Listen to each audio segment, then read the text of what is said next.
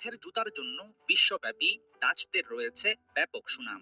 সেই পরিচিতিকে আরো শক্তিশালী করলো সম্প্রতি মলমূত্র ও বর্জ্য ফেলার গর্তে পাওয়া 500 বছরের পুরনো কাঠের খড়ম। পৃথিবীতে কয়েক শত বছরে নানা যুদ্ধ সংঘাত আর পরিবর্তনের ধাক্কা সামলে এখনো বেশ ভালোভাবেই টিকে আছে নেদারল্যান্ডসের আলকমার শহরে আবিষ্কার হওয়া এই জুতা।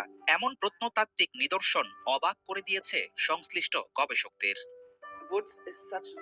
নেদারল্যান্ডসের আমস্টারডাম থেকে প্রায় 30 কিলোমিটার উত্তর পশ্চিমে আল্কমারে একটি ভূগর্ভস্থ সেপটিক ট্যাঙ্ক নির্মাণের সময় আবিষ্কার হয় একটি বিশেষ ধরনের মধ্যযুগীয় সেসপিট। 1450 থেকে 1558 সালের সময়কালে ময়লা আবর্জনা ফেলার জন্য ব্যবহার হতো এই সেসপিট। সেরকমই একটি গর্তে পাওয়া গেছে আলোচিত জুতাটি।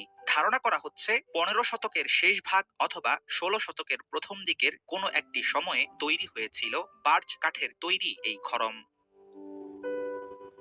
শহরের সীমানার মধ্যে একটি আবর্জনার গর্তে এমন কাঠের জুতা পাওয়ার বিষয়টিকে বেশ গুরুত্বপূর্ণ বলে মনে করেন প্রত্নতত্ত্ববিদ সিল্ক ল্যাঞ্জ। তিনি জানান, একসময় মনে করা হতো কাজের সময়ে এমন পাদুকা কেবল কৃষক শ্রেণীর মানুষই ব্যবহার করত, কিন্তু এটি পাওয়া গেছে আল্কমারের মতো একটি নগরীতে, যার মানে প্রতিদিনের কাজে কর্মে এমন ধরনের জুতা নিয়মিত ব্যবহার করেছে স্থানীয় শহরবাসী।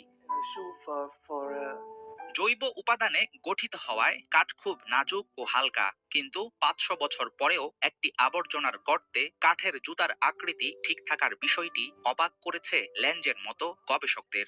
এই ঘটনাটিকে টাইম ট্রাভেলের সাথে তুলনা করেন আরেক Dutch archaeologist Nancy de Jong. এমন একটি জুতা হাতে নেয়ার মাধ্যমে 500 বছর আগের খনমের মালিকের সাথেই যোগাযোগ স্থাপনের সুযোগ হয়, এমন মন্তব্য ন্যান্সির। গবেষকদের আশা, কাঠের এই জুতার মাধ্যমে হয়তো সামনে আসবে ডাচদের নতুন কোনো ইতিহাস। হাফিজুল ইসলাম, বাংলা ভিশন।